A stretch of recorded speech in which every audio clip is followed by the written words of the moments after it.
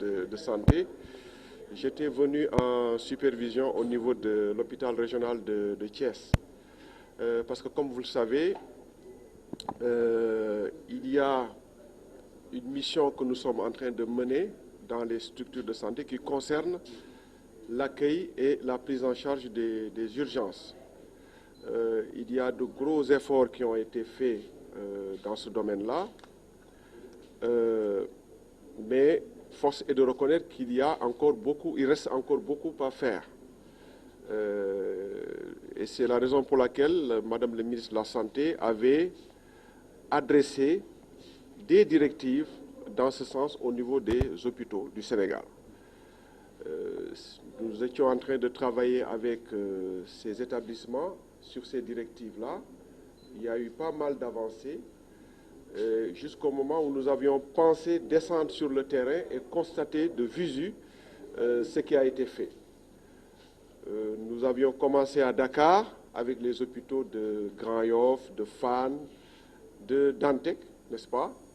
Nous sommes même allés à Rufisque. Et maintenant, le temps était venu de nous rendre également dans les hôpitaux régionaux. Et c'est pourquoi aujourd'hui, nous sommes du moins au niveau de l'hôpital régional de Thiès. Voilà. Ce que nous avons pu constater, je vais d'abord parler peut-être de ces directives. Il s'agit de l'accueil des populations. Quand ils viennent, comment les recevoir dans de bonnes conditions, bien parler avec eux, les orienter, avoir des agents d'accueil qui puissent guider les malades, avoir un service d'accueil des urgences. Mais si vous avez également un service d'accueil des urgences, il faut avoir quelqu'un qui coordonne. Il faut du personnel, mais aussi il faut quelqu'un qui coordonne. Il faut que ce service d'accueil des urgences soit accessible, qu'on puisse appeler et joindre, avoir un interlocuteur au téléphone. Il faut ce qu'on appelle un bureau des usagers, pour que quand les populations, quand les malades ont des plaintes, quand ils veulent, quand ils ont des réclamations, n'est-ce pas, qu'ils puissent avoir, n'est-ce pas, quelqu'un qui puisse les écouter et trouver une solution à leurs problèmes. Il faut avoir un règlement intérieur, etc. Donc il y a pas mal d'indications qui ont été adressées au niveau de l'hôpital de Thiès. Et lorsque nous sommes venus, nous avons pu également constater qu'il y a eu de grandes avancées. Il y a eu de grandes avancées à ce niveau-là, à tous les niveaux. Évidemment, il reste encore des efforts à faire. Mais pour l'essentiel, l'hôpital de Thiès a respecté ces directives de Madame le ministre de la Santé. Je voudrais donc vraiment féliciter chaleureusement le directeur de l'hôpital et associer son staff ainsi que l'ensemble des travailleurs de l'hôpital de Thiès. Je crois qu'au niveau de l'hôpital de Thiès, pour qui connaît ces structures-là, il y a eu vraiment de grandes évolutions. Aujourd'hui, l'hôpital de Thiès est devenu un grand hôpital qui n'a rien à envier aux hôpitaux de Dakar. Il n'y a pas longtemps, les malades, chaque fois pour des spécialités, se rendaient systématiquement à Dakar. Aujourd'hui, Thiès a pratiquement toutes les spécialités.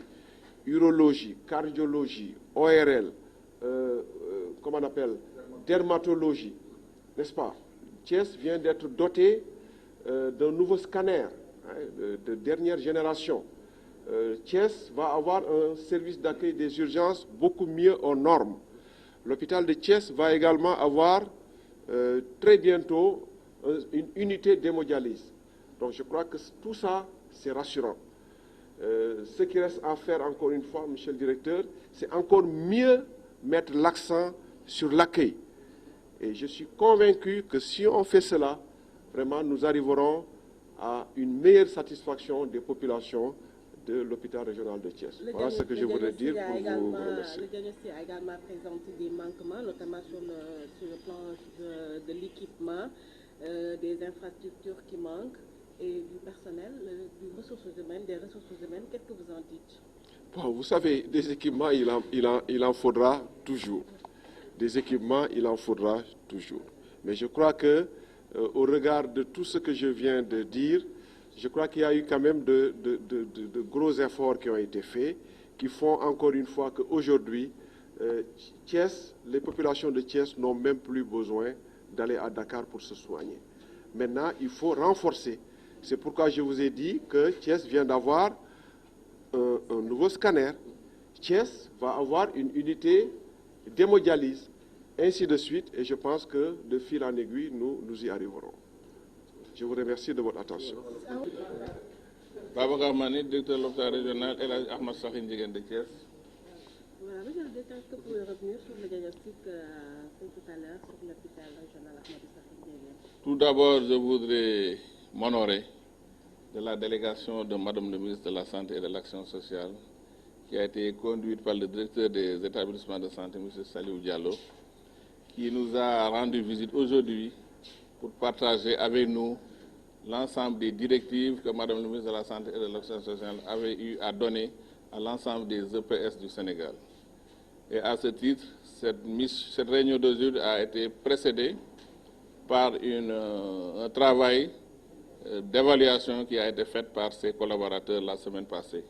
Et nous nous sommes retrouvés aujourd'hui pour pouvoir apprécier les résultats, en tout cas, de l'audit qui a été fait la semaine prochaine concernant l'ensemble des directives qui ont été données par Madame le ministre de la Santé pour une meilleure prise en charge des usagers des hôpitaux.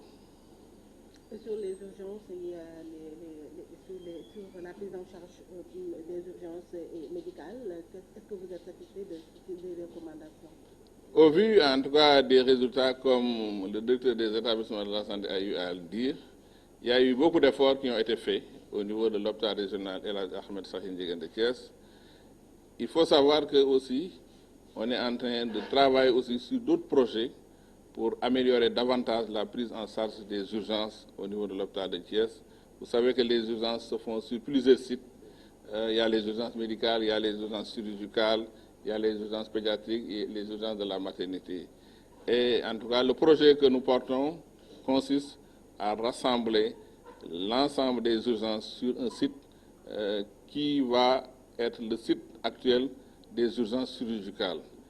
Et à ce titre, nous avons eu à solliciter les compétences d'un architecte qui nous accompagne dans ce projet pour qu'on puisse quand même consolider en tout cas le nombre de lits qui étaient disponibles, quitte à augmenter fortement le nombre de lits qui sera disponible pour pouvoir prendre en charge sur un même site fonctionnel l'ensemble des urgences médicales et chirurgicales et avec l'équipement qui y va.